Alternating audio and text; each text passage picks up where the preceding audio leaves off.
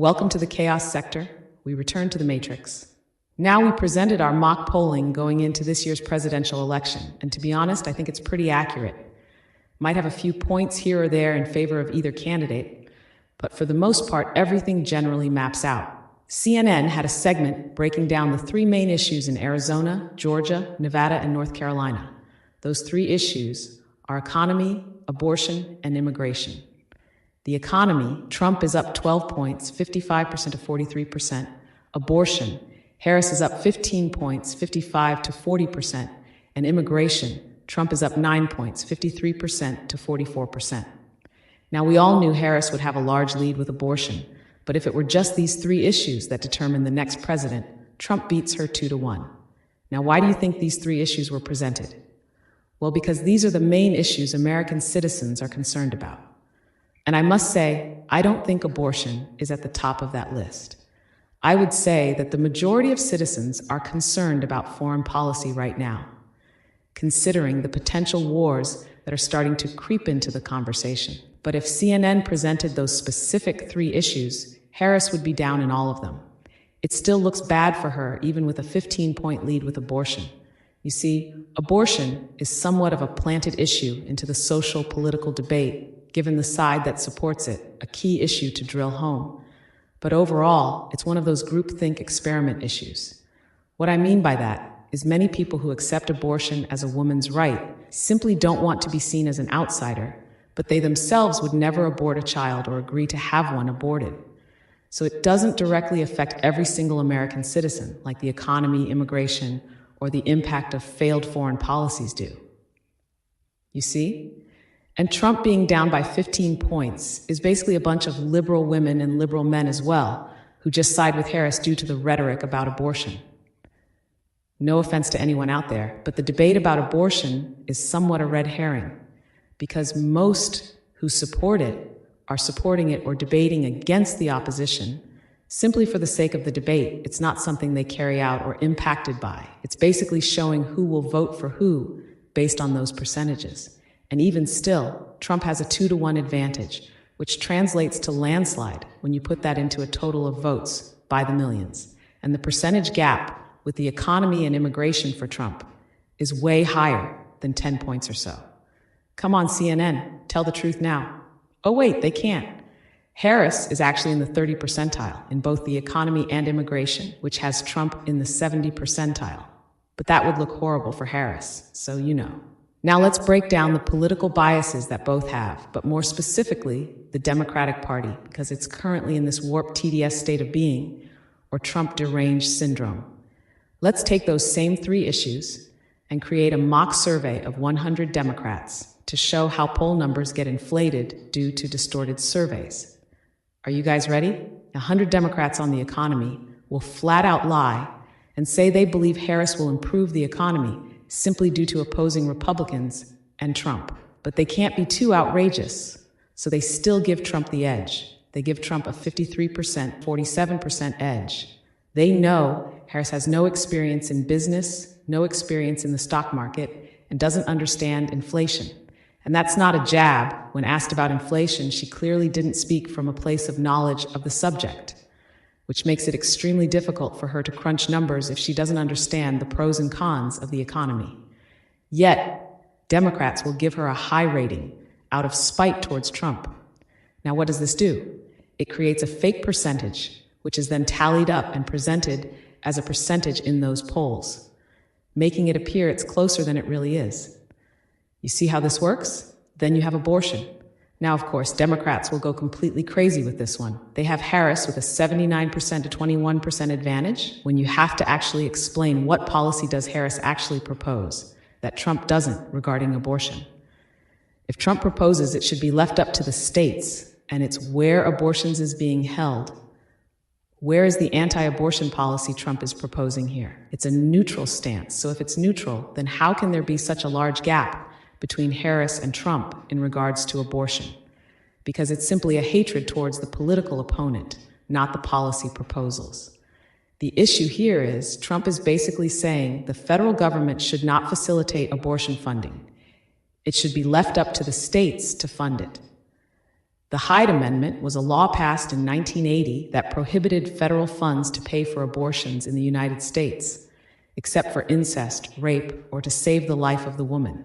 Excluding these circumstances, the federal government does not fund abortion.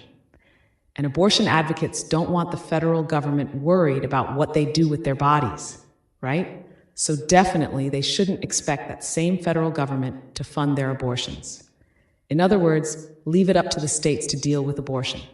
And it was agreed by both Democrats and Republicans alike. So how can there be such a lead for Harris regarding abortion in that CNN poll then? Because of the false claims that Trump would ban abortion across the country. Now, he did make a statement where he suggested that a woman aborting a child should suffer some sort of criminal charge. But even if that seems a bit harsh to some, there are millions of people who agree with that sentiment. Nevertheless, as for his policy, Trump took a moderate approach to abortion. Then we have immigration. Oh yeah, Democrats again have a large lead for Harris. Democrats give Harris a 70 to 30% lead over Trump. He's separating families, he's racist, we're all immigrants, blah, blah, blah. That's the ideology when it comes to the border crisis. They don't see anyone as an illegal, as everyone is a human being, which means they don't even believe in borders. All human beings have the right to pursue a better life, and you can't treat them like that. But here's the problem with this wokeism. If we apply this concept, then you might as well just state you want anarchy then, right? Because you might as well get rid of your state identification cards, your driver's licenses, get rid of your social security cards, which all of this is linked to your bank accounts, employment, your tax records, medical records, education. I mean, just be unidentified. Be just a human being then. And since you're just a human being, then you're not an American citizen, because that's a construct designed to divide human beings across the world, right? See, it ventures off into bizarro world. Well, to be honest, liberals are already there. These are the people voting for Harris, the wacky liberals of the Democratic Party. The more sensible Democrats aren't going 100 miles an hour in a 40 zone. They have respect for the law. But unfortunately for Harris, it is the liberals who are puffing up her poll numbers, not the sensible Democrats. They don't participate in these surveys. It is the liberals who are always being sought out. Think about it. The gender gap between Harris and Trump. Where do you think that's being generated from? Liberal women, not the moderate women who vote Democrat. And the reason Harris has such a large gap when it comes to women is because of, quote, reproductive rights, which is an oxymoron. What is being reproduced if you're aborting the development of a human being? Nothing is being reproduced, so it shouldn't be coined reproductive rights. So let's put this into perspective. In 2020, 68.4% of women turned out to vote, with women holding a 54% of the electorate overall. Now, out of that 54% of women in the electorate, how many do you think are liberals? I would say about 40% of the electorate. Out of the 68.4% of women who turned out to vote in 2020, how many were liberal? Perhaps 50%. So it's clear who is driving the gender gap between Harris and Trump. A bunch of, quote, single cat ladies who don't value the life of children, who don't value family, who don't value a good, hardworking man, and don't value the aspect of patriotism as American citizens. And it's obvious, because married women often align with more conservative views compared to single women, even if those single women have children. The reason married women are more conservative than liberal is because of a family structure and sense of integrity as a parent. It is highly unlikely that a husband and wife would even allow their 5-year-old son to be indoctrinated by gender fluidity. The father represents principles and structure, and the mother represents love and affection. In this family setting, the 5-year-old son is provided a stable and secure upbringing, ensuring that principles and values are instilled in him. Liberal single women, on the other hand, often do not have children because they abort them all when they do get pregnant. And that's another problem. How are these women getting pregnant if they are so disciplined and strict about not having children? Oh, so we know that rape and incest make up less than 1% of the abortions. So these are women having irresponsible sex with men, who they somehow despise and call toxic, and they're getting pregnant? It's not adding up, and see, this eats away at the credibility of their stance about women's rights, or reproductive rights, as they call it. So if you follow, what merit does abortion rights actually have if women are having irresponsible and even unprotected sex with men that they also despise? Abortion is not a major issue because the majority of women fighting for it are either just a part of group thinking or it's the liberal women who somehow keep getting pregnant although they don't want to get pregnant. And these same liberal women call men sex addicts, dogs who can't keep their minds out of the gutter. Yet, due to them constantly getting pregnant, or even a few times, well, sex was on their minds, which was also in the gutter. And these are the wackos boosting that so-called gender gap for Harris. And another issue I wanted to point out, why do they make such a big deal about college-educated and non-college-educated voters? Are they suggesting that someone who didn't go to college is not politically informed as someone who did go to college? Let's look at the divisive elements in the political matrix while we're at it then. College-educated versus non-college educated, blacks, whites, Hispanics, Asians, young, old, working class, middle class, LGBTQ, transgenders. Aren't all of these groups Americans? Why the division into categories? Because politics is about divide and conquer. Wake up, we've stated that years ago, my friends. The problem Harris is facing is, well, she doesn't have that fresh car smell. You can clean it up, sprinkle magic pixie dust all over it, but it will never regain that new car smell. She is currently the vice president, so the biggest obstacle will be anything that she proposes should have been implemented in this administration, like the economy and immigration, or more importantly, illegal immigration.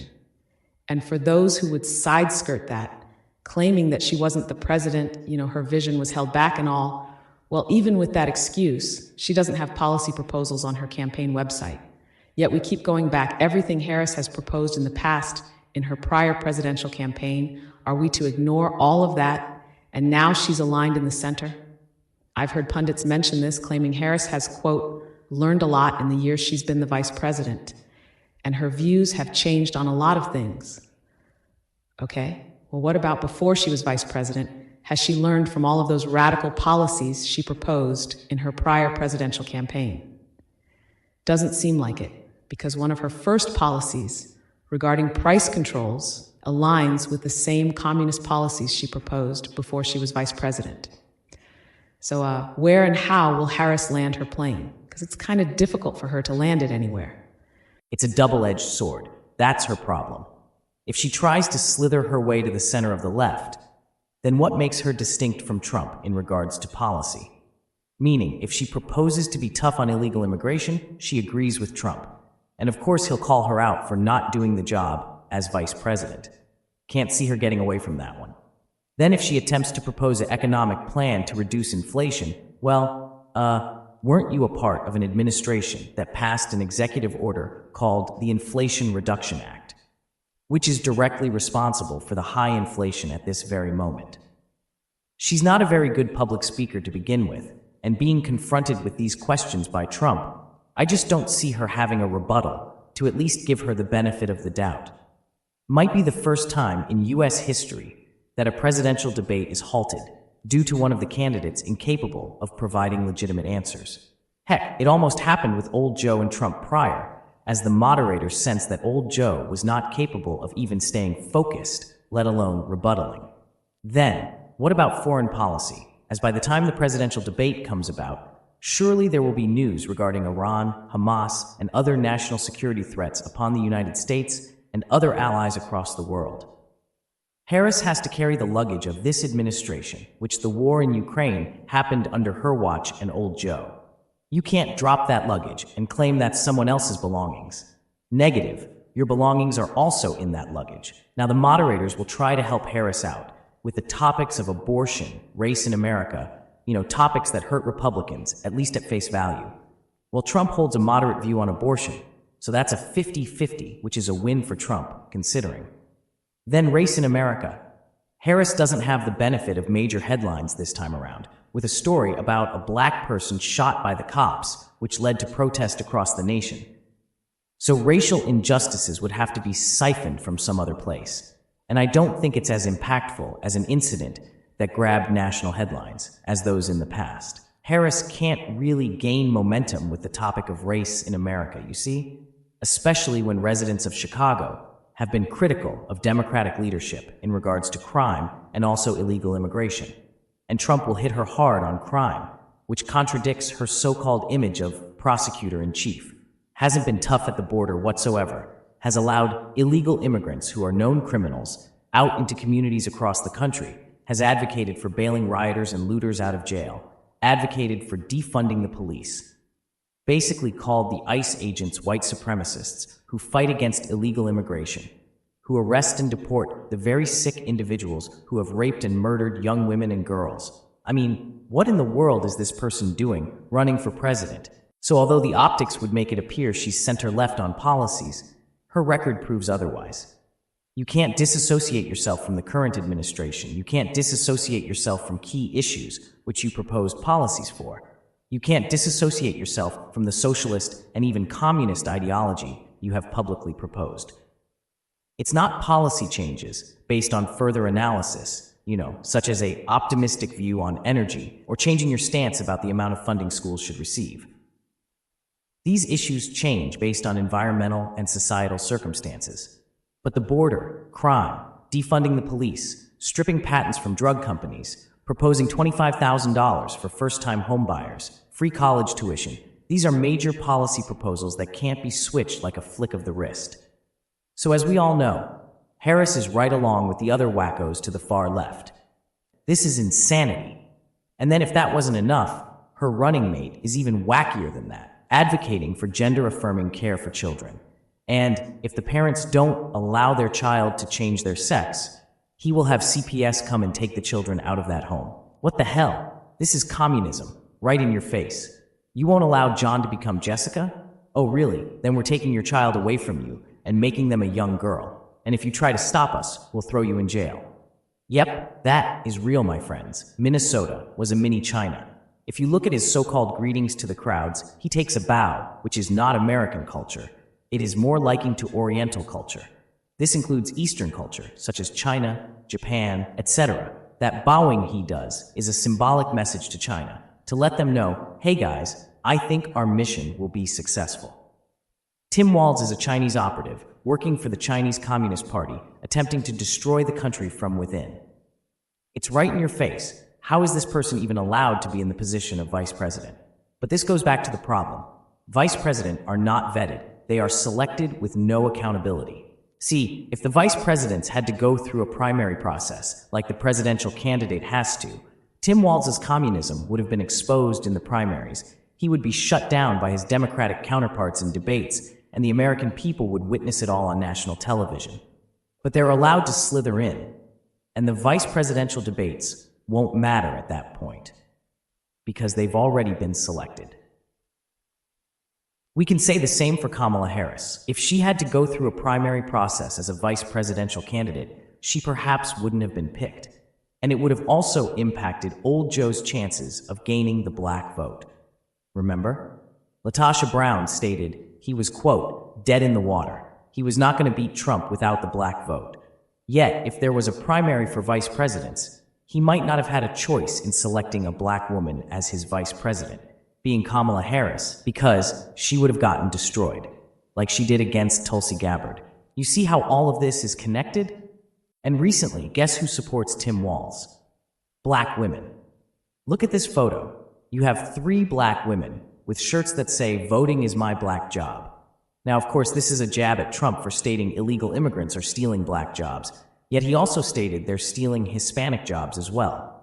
But the fact that these black women are making light of that issue when they knew what Trump meant shows that they actually don't care that black people are losing jobs to illegal immigrants.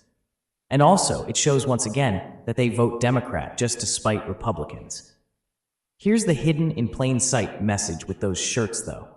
Yes, voting is their job, exclusively for Democrats. I mean, if black women make up approximately 85 to 90% of the Democratic vote in the black community, yet they keep ignoring you after they get your votes, sure seems like a job to me, right? So they're getting paid to vote for Democrats.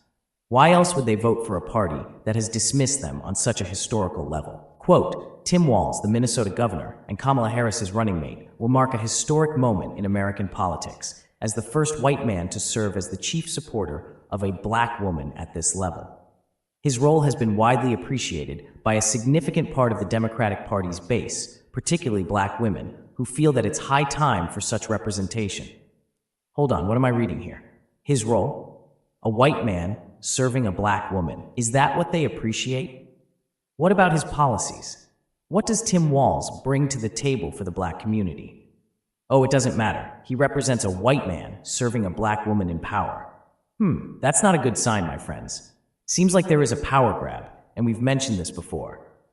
It is becoming more and more evident that black women have become consumed with political power, even to their own detriment.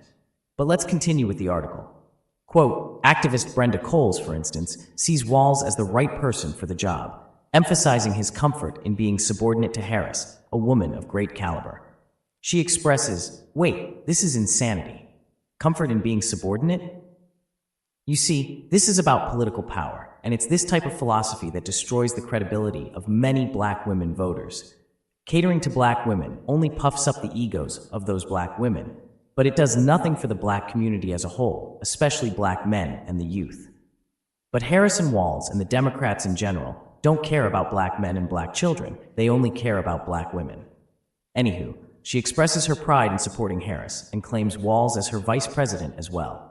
Harris's decision to only consider white men as potential running mates, including Pennsylvania Governor Josh Shapiro. Wait, again, I have to keep stopping. Is that confirmed? Is it a fact that Harris would choose only a white man to be her running mate? What the hell is this? I'm done. This is unbelievable. Goes to show how much Harris cares about the black community. Wouldn't accept a person of color as an option for her running mate. Oh my days, this is sickening. Reverse racism here. Is this real? Well, it seems the article has insider information about Harris's campaign. This is like some sort of subliminal payback, but it was already accomplished, right? Obama represented a black person in power with a subordinate white person in old Joe. The big payback, right? Now you're trying it again? And the sad thing about this so-called payback is Obama did nothing for the black community, especially in Chicago. And now Harris is being pushed, and she definitely won't do anything for the black community. So where is the payback if it doesn't improve the condition of the black community? But if you ask these black women, what do they think about Tim Walz signing executive orders to come snatch their children out of their homes? Yes, their homes, because they won't allow their sons to be transitioned to daughters. They would not agree with that and would condemn it. Yet we're going to just ignore his policies. He's just a white man who we want to serve our black queen. Well, that so-called black queen has the same damn views. I'm sure some may not like this next comment, but most black women who vote Democrat should not be allowed to vote, because clearly they care nothing about policies, only political power as black women. It's reckless, it's irresponsible, and it's proven to be detrimental to the black community, with all of the black mayors elected in Democratic cities, which are a direct result of these very black women voting them into power. There is a direct correlation between the crime rate, poverty, high abortion rate, single mother rate, low education rates, with Democratic-run cities, which black women elect mayors for those cities. So in essence, the state of the black community could be blamed on black women who vote Democrat. Wow, never thought about that. Anywho, Harris is in a world of trouble. If I were her, I would concede defeat. I know it sounds crazy to do such a thing, but if you envision the total annihilation that will unfold in that presidential debate, it's probably best for her to end her presidential campaign before it even begins. That would be a wise decision. Come back stronger the next election cycle, with a better understanding, perhaps learning a lesson about being honest, and challenge your political opposition from a place of growth and wisdom. Because her position right now is as follows: abortion, illegal immigration, soft on crime, advocate for transgenders who compromise the very women's rights she claims she fights for, advocates for defunding the police, despite trying to walk it back, economically incompetent, proposes communist policies, free college tuition, $25,000 in federal funding for first-time homebuyers, doesn't show leadership and strength dealing with foreign relations and policy. I mean, Harris doesn't just need a political makeover, she needs to leave politics altogether. And that's not because she's a woman, and it's not because she's a woman of color, she's just a horrible politician. And it's a bit ironic, because there is potential there. Harris does have an element she can capitalize from. She made the wrong choice, should have been an independent. We roast Gretchen Whitmer a lot, but to be honest, as far as governing the state of Michigan, it's not like California or Oregon or even Minnesota. She does have some sense of integrity for that state, it's just she's clearly insane. But compared to Harris, she would have been a far better presidential candidate for Democrats. As of 2023, Whitmer has an approval rating of 56% and a disapproval rating of 40%, making her the 24th most popular state governor. It indicates that there is a balanced level of support and opposition among her constituents. As for the state of Michigan, it is technically Democratic, but has become a swing state over the past few years. And Whitmer understands to continue to be the governor, she has to align herself more in the center, as opposed to being a radical. Sure, she supports abortion, she supports a lot of what the liberals advocate for, but in nature, she is more of a, quote, liberal Republican. Harris is further left than Whitmer, and see, that's the problem with Democrats. They don't select the more moderate candidates. They always have to go to the extreme. Democrats as a whole are being defined by the far left now, when it was traditionally the exception to the rule, like the far right. But now, the far left is becoming the face of the Democratic Party. And as much as the woke society parades around and celebrates it, the majority of society are starting to question if the Democratic Party is literally suffering from a mental illness. I think we've proven that. Well said. Interesting point about Tim Walz and his greeting style to crowds. It sure does look like he's subliminally greeting the Chinese Communist Party, and everyone is oblivious to what he's doing, thinking he's some sort of humble servant of the people, or something. I don't think so. And see, that's what's scary. Well, it's scary enough that those crowds are even supporting such a wacko based on his communist governance in Minnesota. But when you factor in that they are cheering him on, not realizing the greeting he gives, which they think is for them, is actually for his handlers in China, that's very scary. We already stated there is a civil war brewing in the United States, and at some point, those who are communists, anarchists, anti-American are going to just come out and say it publicly. And I'm not talking about some Antifa dweeb protesting in the streets. I'm talking about a politician, someone who is in a position of power. And I'm sure if someone dug deeper into Tim Walz's archives, you will find anti-American rhetoric. It is alleged that Kamala Harris's father was or is a Marxist. Well, look at this adorable pair. You have a presidential candidate who has been identified to be at the least a socialist with a sprinkling of communists' views, and a vice presidential candidate who has shown that he is in fact a communist and is very fond of China. What do you think the first thing on their list would be if they took the White House? That would be, wait for it, treason. Yep, it would be only a matter of time before that administration betrayed the United States. Well, treason is not new, my friends. It has happened in the past. Heck, it happened in this current administration, just on a smaller scale. But with this administration of Harris and Walz, oh, it's a wrap. Harris is not behind the wheel for one, and she's willing to sign socialist policies into law, and her vice president in Walz would be snooping around in bed with the Chinese Communist Party, having sake at parties, celebrating the destruction of innocence with children. And let me say this, Tucker Carlson called him a creep, and I'll go one step further. He has the makings of a pedophile. Any adult who is willing to engage with children in a sexual-related manner is a pedophile. Understand what I'm saying here. This is frightening. A child does not have the mental capacity to acknowledge their gender or sexuality unless someone teaches them this. In a normal world, parents teach their children about their gender and biological sex, right? But outside that loving home, in schools, or even on social media, children are being exposed to a way of thinking that distorts their perception of gender and biological sex. Now, the people who are doing this are literally doing this to distort and pervert the minds of children. And this is what Tim Walz did in Minnesota through executive orders, basically knocking doors down of families and grabbing children from their parents is the equivalent of child sex trafficking in third world countries. Yes, that's literally how they get those children in some cases. Other times, parents are threatened with jail, death, and other times they simply pay the parents for those children. A parent or parents have the right to protect their children from indoctrination, exploitation, sexual exploitation, gender fluidity, teaching, any of this nonsense. And for Tim Walz to sign an executive order, threatening to gain custody of those children, because the parents want to raise them as the biological sex and gender they were born as. Who the fuck do you think you are? Huh? But this is who could potentially land in the White House, two sick individuals who need to be admitted to a mental institution rather than running for office. Think I'm gonna vomit. It's so disgusting. This is the chaos sector.